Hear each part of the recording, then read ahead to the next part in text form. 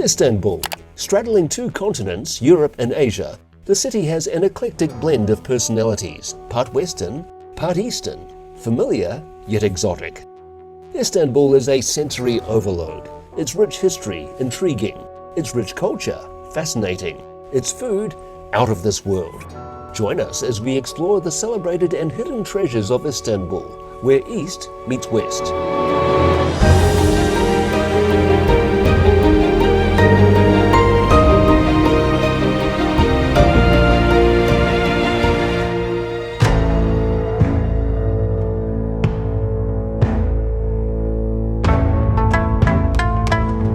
Located between the Marmara and Black Seas, Istanbul sits across two continents. Separated by the Bosphorus Strait, a major shipping channel to the Black Sea, half of the city is located in Europe and half in Asia.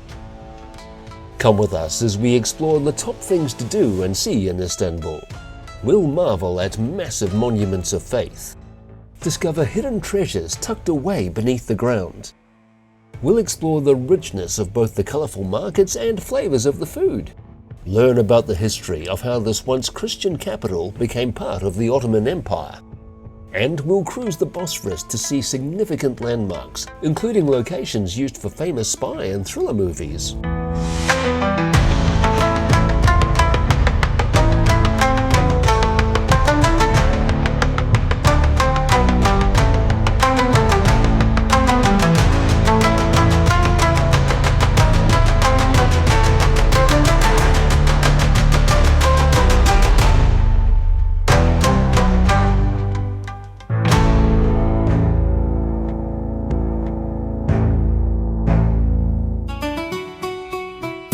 While there are attractions on both sides of the Bosphorus Strait, the most visited parts of the city are located on the European side. The European side is divided by an inlet called the Golden Horn. It's pretty easy to find your way around. We'll begin our exploration on the south side of the Golden Horn, then cross the Galata Bridge to head north along the shores of the strait, and we'll also take a cruise of the Bosphorus to see both of its shores from the water. This was once the city of Constantinople, named after the Emperor Constantine I, also known as Constantine the Great. He established the city in 330 AD and made it the new capital of the Holy Roman Empire. This was known as the Byzantine period. But the city fell when the mighty ancient walls were breached by Mehmed the Conqueror, the great Sultan of the Ottoman Empire in 1453. When his army began to pour into the city, many of the Christian civilians of Constantinople took refuge in one of their holiest sites. Today it still stands and is perhaps one of the most recognized landmarks, Hagia Sophia. When you think of Istanbul, this landmark is probably what comes to mind. Upon entering the city, Mehmed made his way directly to the edifice. There is a romanticized legend that the Christian civilians taking refuge there were initially threatened and intimidated by the Ottoman army. But when Mehmed entered the church, he dramatically drew his sword and struck a pillar, silencing the chaos as both Ottomans and Christians turned to him. He gave them their freedom, assuring them they could live in their homes, even granting them freedom of worship. In point of fact, these assurances were indeed made, but only after 3 days of murderous carnage and looting. Nonetheless, Mehmed did set up a liberal society of tolerance and coexistence after conquering Constantinople, transforming himself from conqueror to elder statesman. This marked the end of Constantinople and the beginning of Istanbul.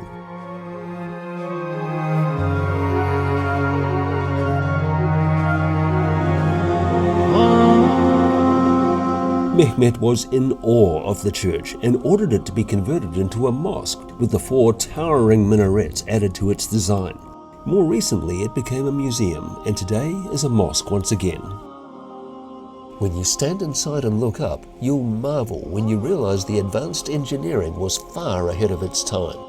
The huge 269-foot or 82-meter long space is covered by a roof supported by only 4 massive columns on the perimeter, with nothing at all supporting it in the center. Its 102-foot or 31-meter central dome appears to float in the air, seemingly hanging upon nothing. Its gargantuan size is almost a match for that which crowns St. Peter's in Rome. Visitors have access to the gallery and can see the worshippers expressing their faith below on the ground floor.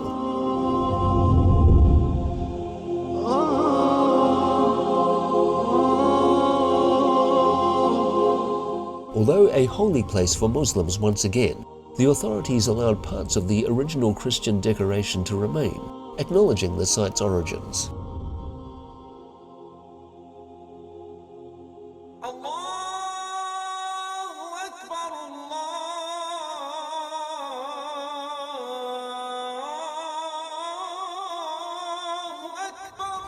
The call to prayer can be heard across Sultanahmet Square.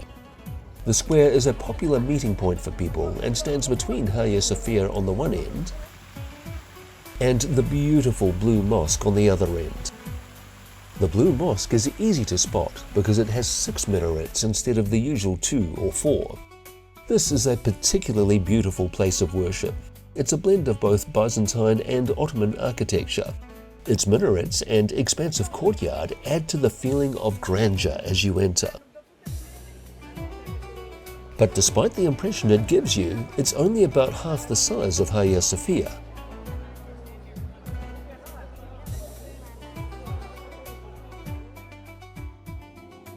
Inside, the bright interior is filled with thousands of magnificent tiles made up of floral and geometric patterns. This intricate interior design is highlighted by the beautiful light that streams in. The blue color of these tiles gives the structure its name, the Blue Mosque. Here's a fun fact: Turkish blue is where the word turquoise comes from. So the next time you think of that particular shade of blue, think of the Blue Mosque.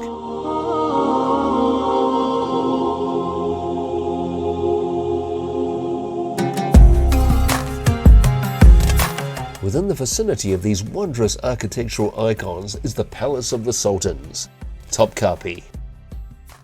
It's just behind Hagia Sophia, so you can spend the entire day just in the area, and it's well worth visiting.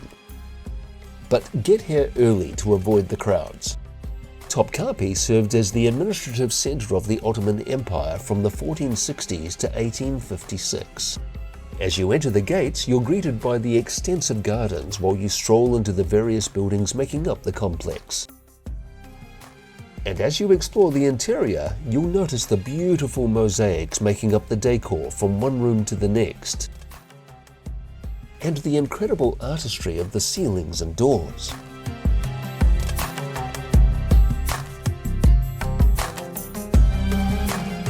Costumed mannequins appear here and there to give visitors some idea of what life was like. The palace design was advanced, complete with running water in its bathrooms. The room that is perhaps the greatest fascination is the harem, or forbidden place. It was the home of the Sultan and his women. This is the Sultan's sofa, where feasting took place within the harem.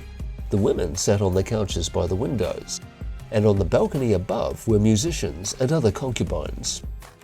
No unrelated male was allowed inside unless he was a eunuch, and the eunuchs were both gatekeepers and guards of this part of the palace. But the harem wasn't just a pleasure palace. It was a highly structured society with over 400 rooms. The woman with the most power and influence was the Queen Mother. While the others jostled for position, trying to ensure their son became heir to the Sultan, the Queen Mother was a major influence on her son's decisions, both with the running of the harem and even politically. It is said she sat behind the Sultan's sofa or throne, whispering advice and even instructions to him.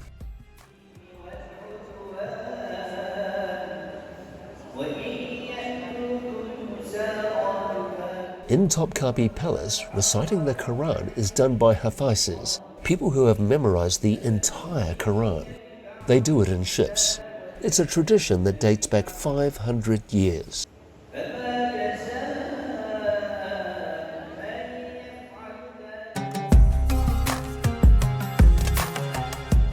Make sure you visit the museum while you're here. It's full of amazing treasures of the Ottoman rulers.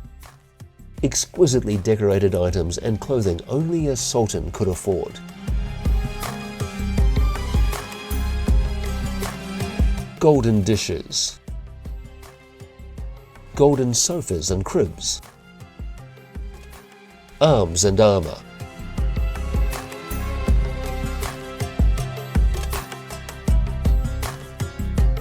and precious stones, including this spectacular diamond and emerald encrusted dagger worth an estimated $50 million. And the spoonmaker's diamond, 86 carats and worth $400 million. I wonder if they take credit cards. These elaborate collections of royalty are like hidden treasures, not obvious tourist attractions to many because they're kept inside, but they're fairly easy to find once you know what to look for when you come to Istanbul.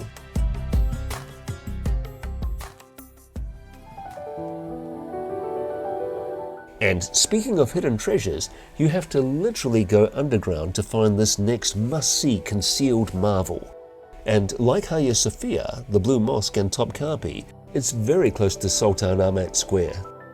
This is the Basilica Cistern, one of an estimated 70 to 200 underground reservoirs in Istanbul, dating back to the 6th century. Its storage capacity is 80,000 cubic meters of water.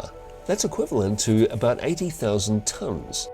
This beautiful hidden treasure features over 300 9-meter high columns. And to add a touch of mystery, the decor also features Medusa heads at the base of some columns. Pushing the intrigue a bit further, this statue of the cursed priestess with snakes for hair was also added later. The cistern has been the exotic set for a number of films, including the climactic scene in the movie Inferno by Dan Brown of Da Vinci Code fame, starring Tom Hanks. And actor Clive Owen followed arms dealers down here in The International. It also featured in James Bond's From Russia with Love. Here's a tip. You can join the line and wait your turn to pay for your entry passes, or you can scan the QR code near the entrance to pay online, then simply walk past the queue to enter. Alternatively, buy and download the Istanbul Tourist Pass on your phone to enter a number of these attractions without the wait.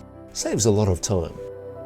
But you know what? We've spent the whole day visiting must-see attractions only around Sultanahmet Square, so now it's time to widen our exploration of this exciting city. Using your Google or Apple Maps, you can easily find your way to the Grand Bazaar from the square, just a 15-minute walk or around 8 minutes if you catch a tram. With more than 30,000 meters of retail therapy, this massive shopping complex was established in 1461 and is still fully operational today. The sprawling rooftop featured in the climax of the movie The International, where actor Clive Owen cornered a criminal international banker. And James Bond chased a villain across the roof on a motorbike in the movie Skyfall, featuring Daniel Craig. With more than 4,000 shops across 61 covered streets, it attracts more than 250 to 400,000 visitors per day. It's pretty easy to get totally lost in the labyrinth of this extraordinary 15th century shopping centre, where you can browse and shop for gold, bags, all kinds of musical instruments, ornaments, tailor-made outfits, and of course, Turkish rugs. Treat yourself to some genuine Turkish delight while you browse. But be careful, the vendors can be a little pushy. After all, they're hustlers trying to make a living. But if you go in with the right mindset, it can be fun bantering and bargaining with them. If you want to buy something, always bargain. That's the way it's done. In fact, it's insulting to pay the asking price. So just enjoy the experience, and perhaps you'll come home with a great story to tell.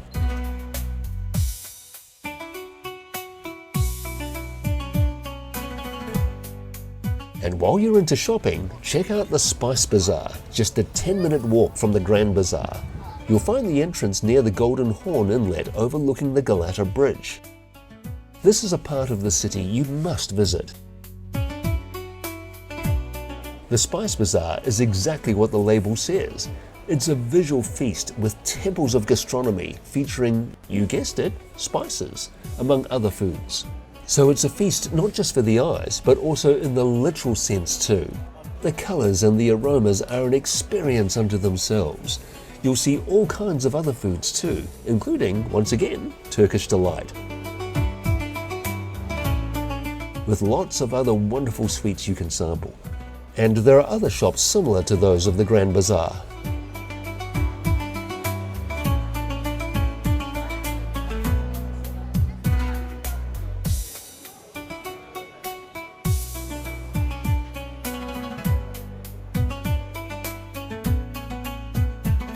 But whether you're into shopping or not, come to this part of town anyway, because there's so much to see here, like the Yeni Mosque.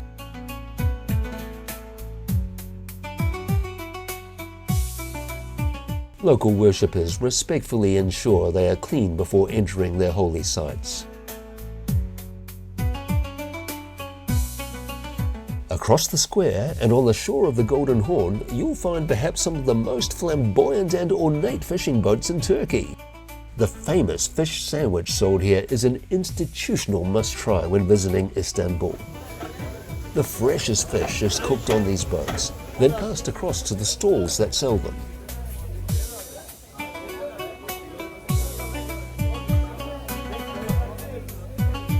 And as you sit outdoors here over lunch, watching life on the streets, you'll get a sense of the local street food. Vendors selling breads and giant pretzels. Desserts like Turkish donuts called lokma. And sweet watermelon mixtures.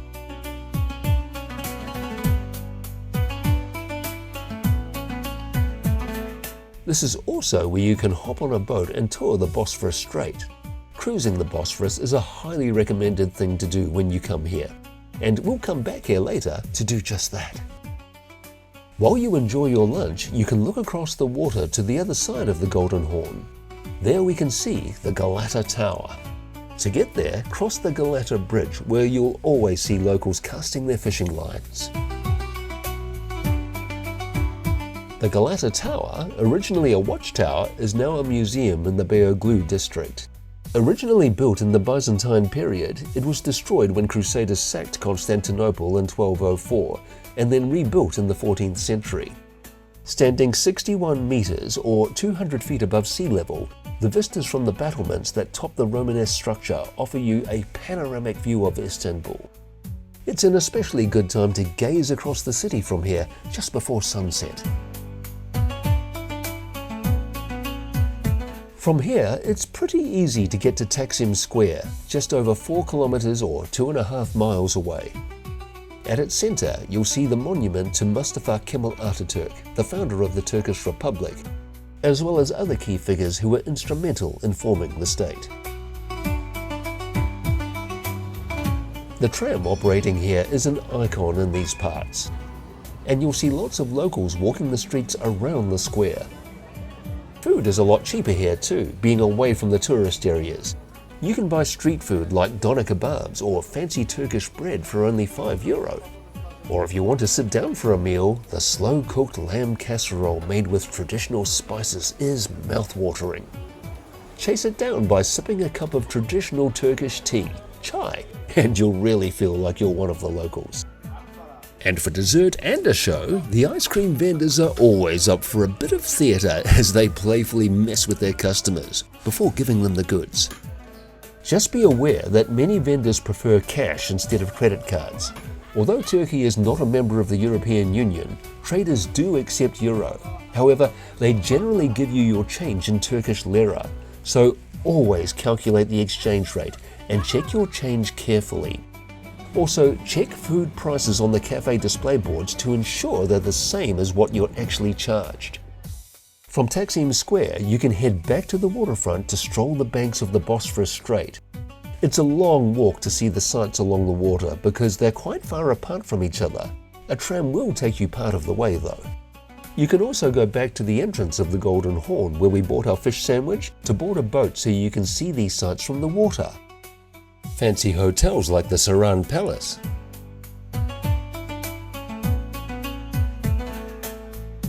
and more mosques that characteristically dot the shores of Istanbul. Either way, you simply have to see the Dolmabahce Palace. Proudly standing with its sprawling water frontage, Dolmabahce Palace is a conspicuous sight along the Bosphorus Strait. As you enter the magnificent gates, you begin to see why the construction cost 5 million Ottoman gold lira, which is 35 tons of gold. Today, that's worth around $1.9 billion, putting Turkey into significant financial difficulty at the time. Imagine the mortgage repayments. It replaced Topkapi Palace as the main administrative center of the Ottoman Empire from 1856 to 1887. And from 1909 to 1922. The palace was home to 6 sultans and eventually became the residence of the founder of the Turkish Republic, Mustafa Kemal Ataturk. Today, the palace is used for official events and exhibitions. Its beautiful grounds are sought-after backdrops for eager travelers toting their cameras, especially its beautiful waterfront. Every visitor seems to want their picture taken in front of one of these iron gates that perfectly frame the view of the Bosphorus Strait.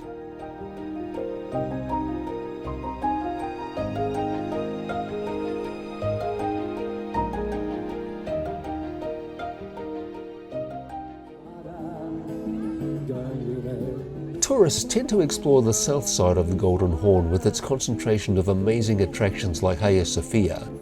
However, as with Taksim Square, around these parts you can see how the locals like to spend their leisure time along the waterfront.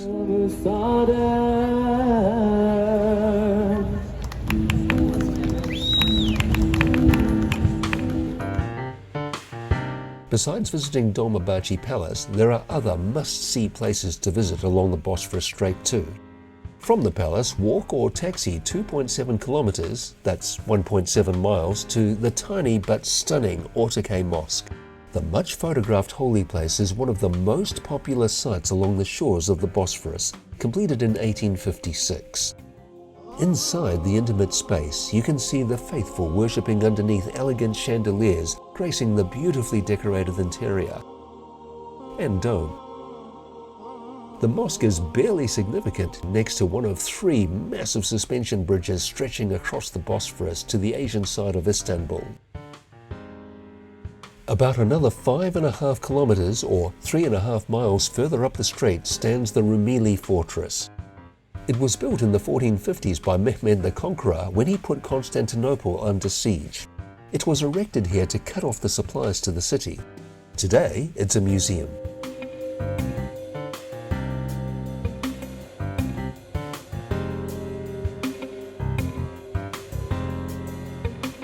When cruising, you'll see beautiful homes on the Asian side of the strait.